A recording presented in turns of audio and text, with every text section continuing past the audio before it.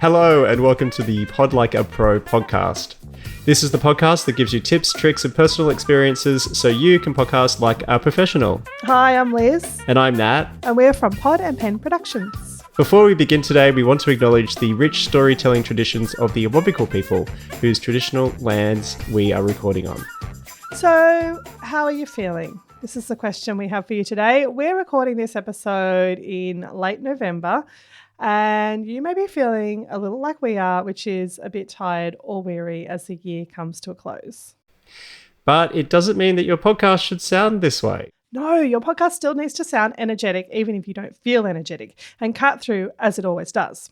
So how do you do this? Well, that's what you're about to hear about. But the first question you may be asking is, do I really need to be pumping out content at this time of the year when a lot of people are slowing down and they're going on their beach holidays or doing Christmas drinks? What's the answer? What do you think, Nat? I think it's a perfect time to keep producing and putting your great content out there because for that very reason, because you have more captive ears. If people are lying on a beach or driving long distances for a holiday, well, then they've got more time to listen to your podcast. Yeah, that is so true.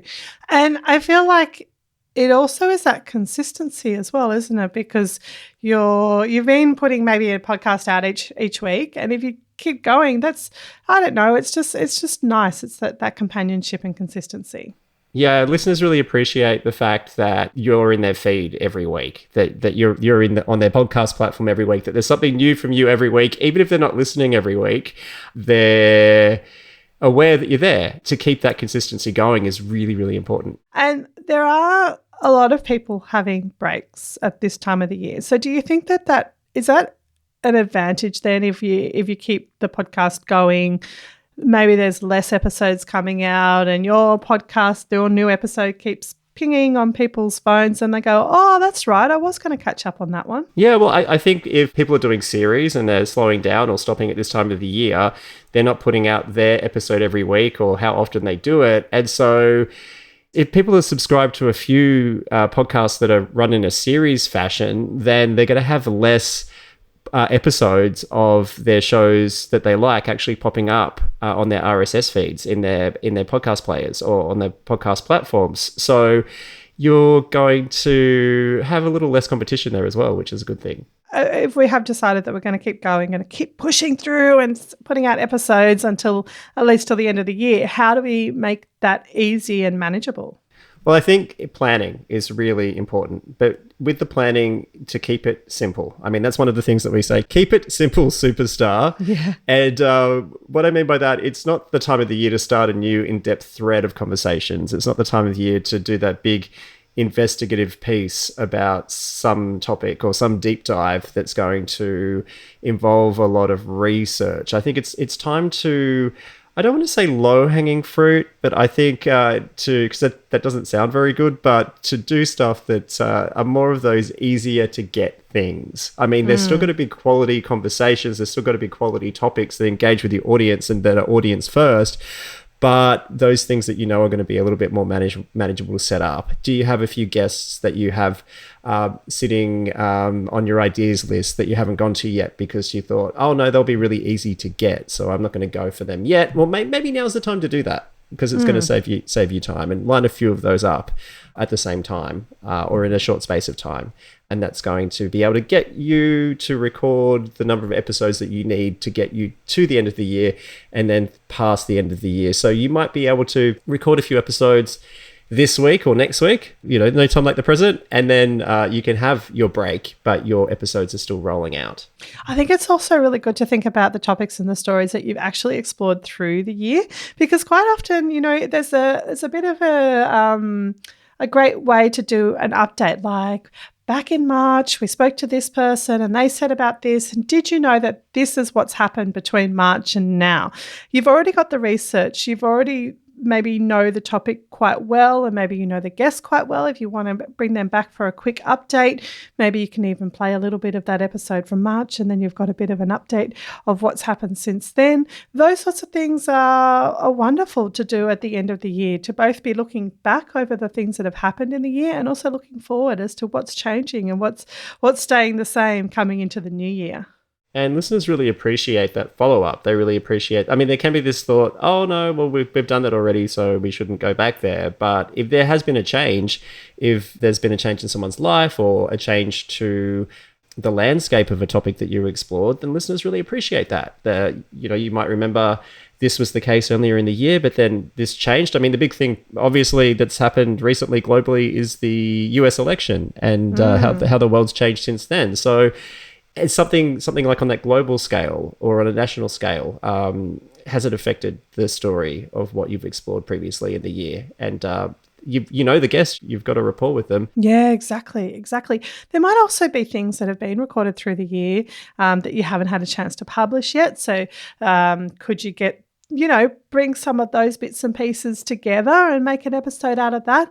Or also some like fun and engaging topics that might be a little bit lighter because it is the Christmas, the holidays, everyone's brains are, fried, really, this time of the year. So if you make it light and easy and entertaining and enjoyable, then I think that's probably a good thing. But I have a question without notice for you, Nat, actually. Okay, yeah.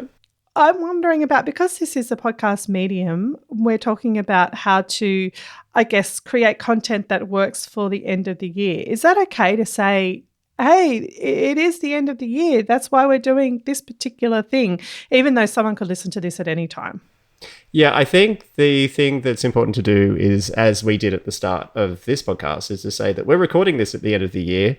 We're recording this in November, just so you're giving context, because we know that people are listening weekly or bi-weekly or whenever your podcast is coming out. We know that people are listening in real time, but we also know that people are listening anytime as well. So it could be 2 years from now, it could be 10 years from now, but as long as you give that context, and don't just assume that people are listening at the time that you're recording or close to the time that you're recording, then that's okay, because you're taking the listener with you. You could say it's December and I'm about to head to the beach, and really build that picture in people's minds, because that's the great thing about the audio medium, is that just through words and sound we can take people anywhere. We could take them into outer space, in different galaxies. We could take them forward in time, back in time. We could take them to places that don't even exist.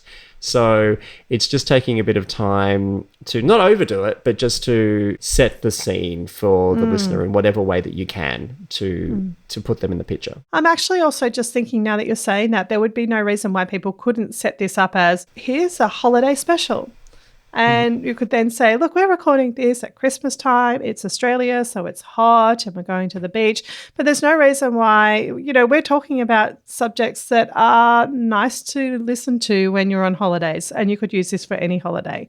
Things like that. It's very flexible, isn't it? Completely. And I think it is really thinking about your ideal listener and thinking about, well, if they're on holiday, what do they want to hear about? If they're on holiday, what are they doing? If it's a wellness podcast, are there tips that... New year, new you. Yeah, new year, you. How to stay focused on your wellness when you're on holidays. And maybe you might not be on holidays. How do you look after yourself if you're having to power through as well, like people making podcasts? So that's all great, but I think we've got some good ideas there of content that we could use at this time of the year. But how do we ourselves, if we're feeling exhausted, sound energetic and full of life when, quite frankly, I don't feel like that at the moment? I'm tired and I'm doing the crawl to the end of the year. Your listener doesn't need to know that. They just need to know that you're full of beads and that you're happy and that you're energetic and that you're relatable. I think the first tip is smile more when you talk. The tighter you feel, the harder it may be to smile. But if you do smile, you get that extra quality to your voice, which uplifts it, gives it a bit more energy. And I think just spending some time, if it's seeming a bit harder, it's just taking a bit more time before you open the mic and press record, just to visualize having that high energy. You don't want to fake it. You don't want to sound like somebody trying to be energetic. You want to sound like yourself. So getting into that space is really important. So you could close your eyes, you could take a few deep breaths. I mean, it sounds very opposite to being energetic, but really slow yourself down, close your eyes, and just think about what it feels like to be at that energy, even though it may be automatic at other times of the year.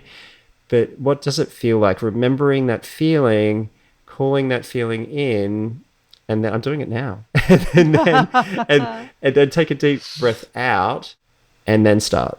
And then see if you can stay in that space to create that performance. It's a performance that's you. It's still a performance because if we talked like we talked in normal life, we'd sound pretty dull. We would. Well, some of the time. I really like to record. I know that I'm really good in the mornings. Like I don't know if it's, all those years of breakfast radio, but I am at my best early in the mornings or, probably before midday. Before midday is my ideal. Do not get me at 2 p.m. I'm hopeless. So I think that one of the best things to do is to know yourself and know when you are most up and awake and alert, and do some batch recordings. Do a couple of episodes back to back, knock them out, because, there's a lot of work to get yourself into that space, as you say, to be ready to do that little performance. So if you're there, do a couple of them at that time of the day or the week where you know that you're going to be at your best. And then you can nap at 2 p.m. Exactly. I love that. I think also probably one of the best things as well is just to have fun. It is a really fun thing to do, to podcast. Have fun, be honest, be open, be you, and, and it's okay to admit that you're not feeling 100%, but just it's also important not to sound like you're about to fall asleep. You want to jump out of the earbuds or the headphones or the speaker. You want to sound like you're coming out of it and not just kind of a background sort of noise. But I really agree. I think if you're having fun with something, you're going to stick with it. You're going to want to do it. It's not going to feel like a drag. In fact, if you're having fun with it and your perspective on it is, gee, this is going to be a fun episode that we're going to do. We're going to do a few fun episodes towards the end of the year. That's going to uplift you instead of you having to uplift the episode and the content. Yeah. Wise words. Now, I hope that that's got you inspired to keep on going, or to even start a podcast at the end of the year, or maybe start thinking about it for the beginning of next year, because there is quite a lot of work in starting a podcast. So if you want to start one early next year, now is the time to think about it. And we can help you to start that podcast or to help elevate your podcast to the next level. Check out our website, podandpen.com.au, where you can sign up to our mailing list as well. And we also will be opening our doors to the Pod Like a Pro course and program in February next year. So now is the time to get on that mailing list, start thinking about it, start looking into it. And if you are interested, you will then be the first to know. And until next time, happy listening.